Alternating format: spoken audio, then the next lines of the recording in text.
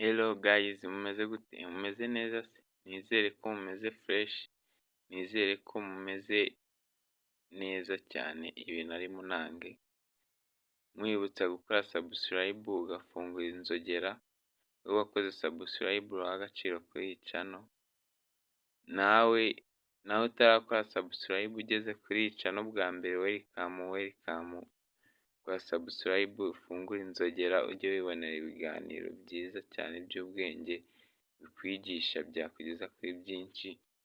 Tugiye kurebera hamwe ukuntu wasecinga neza nimba TikTok yawe yaguhemba, nusanga utu tuntu dufite umenye, ukore cyane umenye ko wahembwa.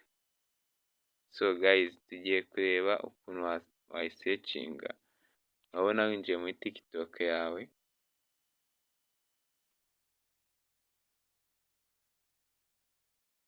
mwibutsa gukora subscribe,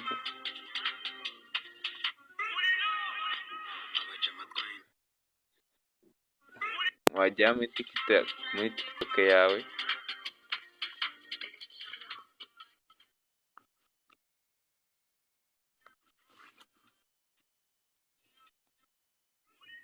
ukaza ahangaha kuri profile yawe, dore n'aha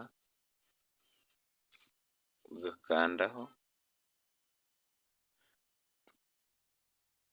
Iyo ugeze hano uhita uza ahantu hameze gutya kuri tuno turongo dutatu, aha hejuru ku turongo dutatu ukemezaho, wagera hano urabona ahantu handitse TikTok studio balance, ibindi urabireka uze hano kuri TikTok studio, dore n'aha kuri TikTok studio wemezeho, utegereze gatoya. So guys, nimba utarakora subscribe, kora subscribe ufungure inzogera, tujye tubana mu biganiro bikurikiyeho. Noneho urahita ujya kuri taburo imeze gutya,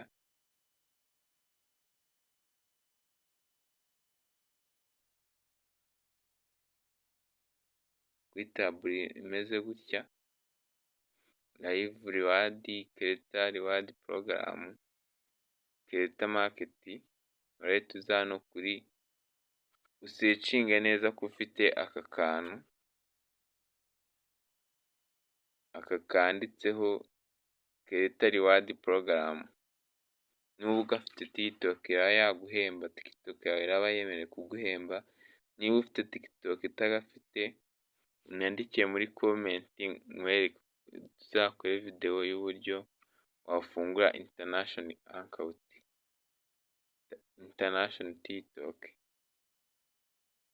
So guys, nimba utarakora subscribe, kora subscribe ufungure inzogera, tujye tubana mu biganiro bikurikiyeho.